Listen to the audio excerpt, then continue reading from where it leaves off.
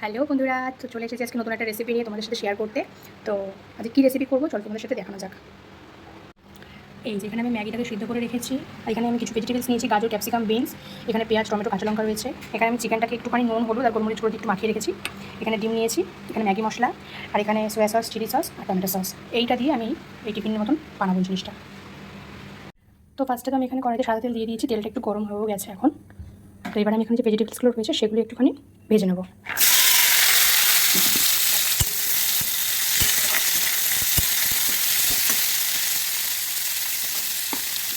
তো আজকে আমি এখানে সবজিও যেরকম দেবো সেরকম আমি এখানে চিকেন ডিমটাও অ্যাড করবো, সব কিছু একসাথে আমি সব দিয়ে করবো।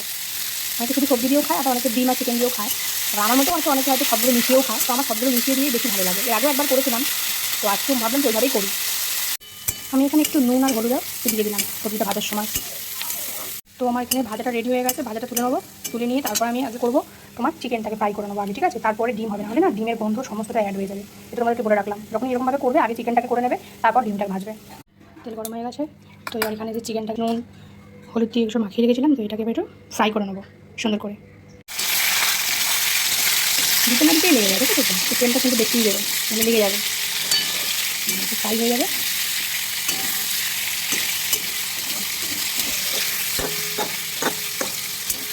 না, একটু অল্প একটু হালকা করবে, বেশি করলে আবার বেশি ড্রাই হয়ে যাবে, ভালো লাগবে না।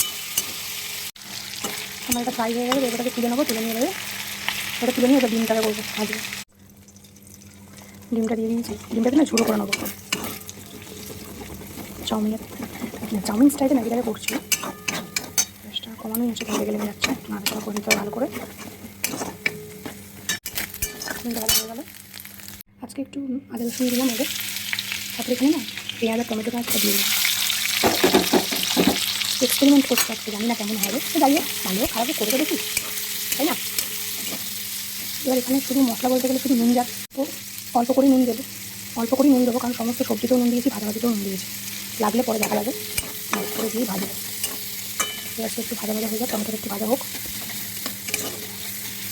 পেঁয়াজটা একটু হালকা ভাজা হওয়ার পরে একটু টমেটোটাও দিয়ে দিয়েছি, তোমরা দেখতেইছো।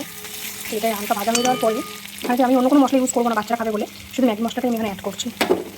তো এটা দিয়েও ভালো করে একটু নাড়াচাড়া করে নেবো, কালারটা দেখা একদম চেঞ্জ হয়ে যাবে মশলা দেওয়ার সাথে সাথে। এটা একটুখানি নাড়াচাড়া করে নেওয়ার পরে তারপর আমি আবার সবজিটা চিকেন আর ডিমটা এখানে মিশাবো, মেশানোর পর ম্যাগিটা দেবো।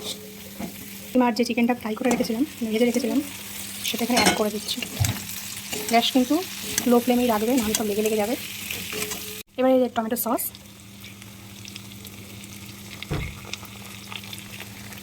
এবার একটু অল্প করে, একদম প্রথমেই বলেছি ঝাল বেশি হয়ে যাবে, দেবো না, বাচ্চারা খাবে, অল্প একটু দিলাম। এরপরে অ্যাড করবো লাস্ট, পরে সয়া সসটা দিয়ে দিলাম, চিনির দানা ছড়িয়ে দিলাম। তোমরা চাইলে দিতে পারো, না দিতে পারো, দিলে ভালো লাগবে। এটা একটু হালকা 1 মিনিট মতো একটু নাড়াচাড়া করে নেবো। 1 মিনিট নাড়াচাড়া করার পর ফিরে এলাম। এবার যে সবজিগুলো ভেজে রেখেছিলাম সেই সবজিগুলো এর মধ্যে অ্যাড করবো, গাজর, বিনস, ক্যাপসিকাম।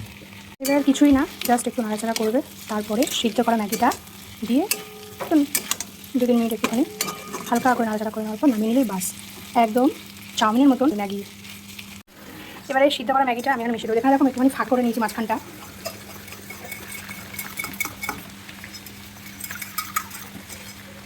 সুন্দর করে মিক্স করে নিতে হবে। এই যে এবারে সমস্ত মানে উপকরণগুলো সমস্ত ম্যাগির সাথে মিক্স আপ করে নিতে হবে সুন্দর করে। তারপরে আবার আসছি তোমাদেরকে লাস্টে দেখাতে। ফাইনালি আমার রান্নাটা রেডি হয়ে গেছে, তোমাদের সাথে একটু শেয়ার করে নিচ্ছি।